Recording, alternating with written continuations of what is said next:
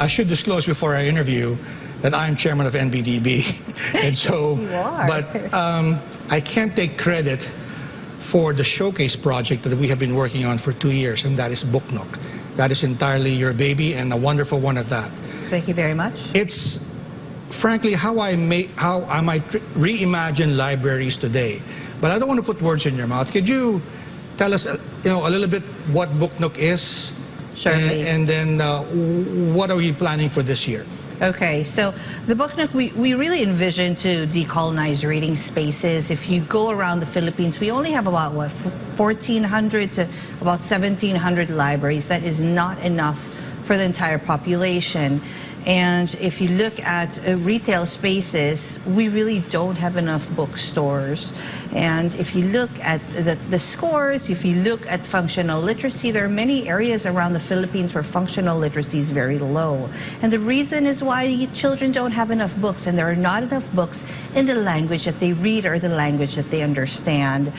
So what we wanted to do is we wanted to create a place, a space that was safe for people to enter, not just for children, but for the mother with 4 or 5 children that can't really afford to go to the mall, that can't really afford to, to have these fancy shoes to go into a library. So we wanted to create these spaces. So we looked at many of the areas around the Philippines, and we saw that there are many indigenous areas where they have their own culture, their own music, their own language, but yet they don't have anything to reinforce that. So what we did, we sought out these spaces from Ifugao all the way to Tawi-Tawi. During COVID, mind you, during COVID.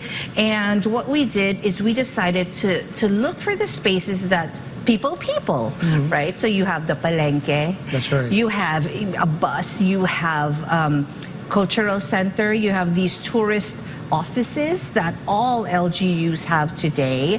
You have museums, you have all of these heritage homes that people like to go to, that the community like to visit. And we sought out these spaces, and what we did is we talked to the organizations, and what we did is we would help them organize a reading space, a reading and storytelling space. So this space we would fill it up with more than 1,500 Filipino author titles in languages that they understand, mostly Filipino, but if there's Ilocano, if there's Bisaya, if there's Maranao, publications for that community, then we would place it there, and we would train the community on how to run a reading space. So it's more of like a library, an art center, a culture and arts center. So we have a 6-month training program for that, so that they can sustainably manage the space and work with what they have. Right. I remember when we launched it last year in Laguna, the partner for the Book Nook there was an artist group that was working also with local creatives, and they were using it for staging events and plays for children. And it was interesting to see that there was a lot of offerings, a lot of books for different age groups. Of course, lots of children's books, but also some that would, I would say, appeal to an older child like me. Shirley. Was that the design? Yes, so originally about 70% is really for children, but we would like, let's say, the mom or the father that would like to visit with their child as well. They can do something together. They could do something together. Right. And now we are really entering another phase where we are including more books for adults. But really, we only care about children, right? No, you've been doing a lot of work and academic research also on culture. Tell us, this Book Nook come about out of that research, or did you see it somewhere else, or have you been thinking about this project for a while? How did it come about? Actually, it's a combination of all of that. I'm a cultural worker. My background is in anthropology and marketing, and I've worked with the National Commission. And you were working with the museum in Muntinlupa, right? Yes. You were the curator there. Yes, I was the founding director of the Museo ng Muntinlupa, and I've worked with the National Commission for Culture and the Arts and the National Museum, and I also had my own culture space called the Manila Collectible, which is still around, by the way. Right. So, kids these days, or everyone, everyone likes immersive spaces, Right. and no matter what community you're in, you would Right. like something that's fun and exciting. And many places in the Philippines don't have that, but we have all the resources. For example, if you go to South Ubian, Tawi-Tawi, Right. you have all of these beautiful spirit houses and people that still practice all of these rituals that are not practiced anymore. And imagine having a space where they can teach that to their children, and having publications reinforce Right. that cultural knowledge and the language, that colorful language that they use when they do these rituals. So it's just kind of melding all of that together. Plus, another thing is, because we are our agencies also for the trade promotions. It's you hit two birds in one stone. You Right. hit readership, Right. and you hit also, we are able to support the publishers Right. that need their books distributed across the Right. country. Yeah, we'll get to that in a minute. But the book nooks are similar to libraries somewhat. Yes. In that they offer materials for free. And can you talk about that? Because people can borrow books, right? They're just like a regular library. Just like a regular But library. I think that the interesting part about it is that, libraries tend to be very formal spaces. You have to be very quiet. You have to be very polite. And here you can be creative. You can play around, read aloud with friends, family. Is Surely. that right? Yes, and that's something that a conscious effort that we did. Depending on the area, some areas are a little bit more traditional in the way they handle Right. the book nook, but we really encourage the book nooks to be as expressive as they can be, so people will be unafraid Right. to enter. Right. There's this barrier of entry to libraries, to Right. museums in the Philippines, because it's such a colonial space. So we're trying to kind of unravel that and make it easier for people to just enter. Right. I can imagine some of the insecurities that people may have with libraries. Of course, totally misplaced, but they may think, oh, I need nice shoes, right? I need to wear something presentable. But you've, as you said, located some of these book nooks in the wet market, right? Yes. Well, of course, some of them's in the university, MSU. Yes. Some of them some of them are traveling around, right? So, but the interesting thing is you pick war-torn areas Yes. for locations. Why is that? Why is that important? It's important because there is, in many of the areas, specifically in Mindanao, specifically in the Barm area, there are a lot of children that the literacy rate is not as high as other areas in the Philippines. And if you would like to address literacy, then you should go to the areas that actually need it. Right.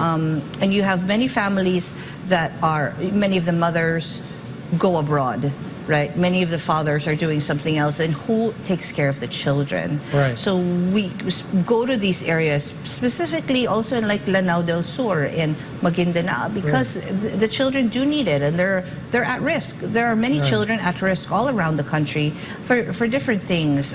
So we want to be able to address that early on, and if they can see the magic once Right. they open that book. Right. How challenging was that? Because as you said, we kicked this off during the pandemic. Plus, you're going to places that are difficult to go to because of the situation on the ground. Not to mention the difficulties in the transportation systems getting there. Maybe can you share some of the more memorable experience? Because when I look at the photos, I'm thinking, well, Charisse, the guys are having too much fun here. But actually, it was very difficult to get to some of those locations. It was actually very difficult to procure books, because this is the first time that the National Book Development Board has procured books in general. So that was a challenge, but we worked through it, and we're still procuring today. But because my background is in cultural work, and the people that we mobilize have cultural work background in different communities. For example, our national project coordinator, Carlo Abeo, he's worked with communities from north to south. So regardless of time and space and physicality, we have that connection. Okay. We have that connection with communities. We have the connection with communities in Ifugao, in the Visayas, precisely because we mobilized people that were already kind of rooted in the community. Right. But you know, it's still, the internet is still a little bit difficult. So we decided originally that we would all meet in Zoom every week with all of the area coordinators. So what we did with the Book Nook, we would set up a Book Nook. Once it was approved, there would be an area coordinator per Book Nook. Some areas, of course, their internet is not that great, and they don't have access to Zoom, which everyone used during the pandemic. So it was all through Facebook Live.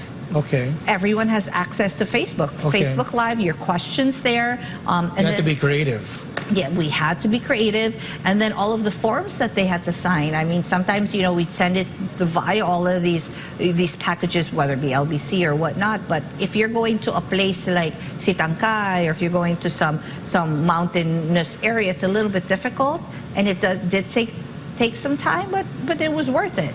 And also, some of the communities were not, because this is such a new project for many people, they really weren't sure how to kind of hone the Book Nook, and we're still working on that today. So yeah, and this just logistics-wise, sending the books to areas where the roads are not as great. You know, you have to take a boat, a bus, you know, a kalabaw, a bangka, a little bangka, a speedboat, all of these with things. With boxes and boxes of books. With boxes and boxes of books. And sometimes, you know, when it's raining or there's typhoon, they get wet. So we need to make sure, okay, nakatarpaulin lahat yung mga boxes and all of that. Well, you know, one more question before we go on break. I know that this is not meant to replace libraries, but of course we can't deny the fact also that during the pandemic, many things were closed, businesses and libraries included.